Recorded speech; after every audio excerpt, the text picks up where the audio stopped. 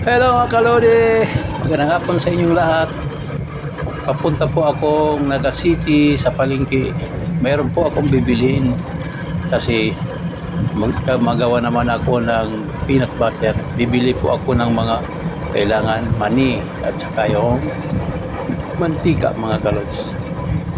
Ayan po, binidyo ko yung niladaanan namin kasi dati po ang nakaraan pong mga taon, puro po yan mga palayan mga kalods.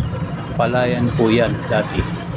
Ngayon nakikita po puro na po mga building. Ayan po oh, naglalakihan ng mga bahay. Ayan po, dati po yan palayan. Ngayon ayan po oh, mga building na pong malalaki kasi pinagbibinta na ng may-ari ng lupa.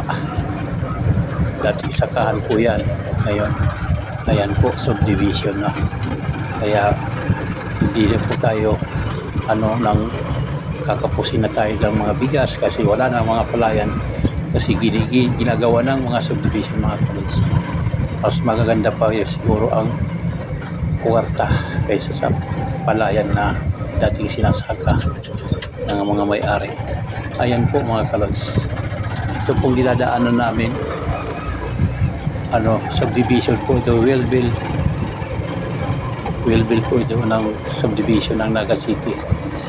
Wellville subdivision mga kalods. Ayan po yung parte dyan sa may mga kahoy na yan sa unahan, palayan po yan, pero ngayon wala na po yan mga kalods. Puro na po yan mga building, mga pinagbibili na po ng mga may-ari. Ayan po, palabas na po kami ng highway. Palabas na po kami ng highway papuntang Naga City. Ayan po, malapit na kami sa Cookville subdivision. Ayan po, malapit na kami sa Cookville subdivision. Ayan po ang Cookville subdivision na po. Ayan po, Cookville subdivision. Magaganda mga bahay na po yung mga kalods. Ayan, dami na po mga naglalaki ang mga bahay dito sa may San Felipe. Ayan po, palabas na po ito ng highway.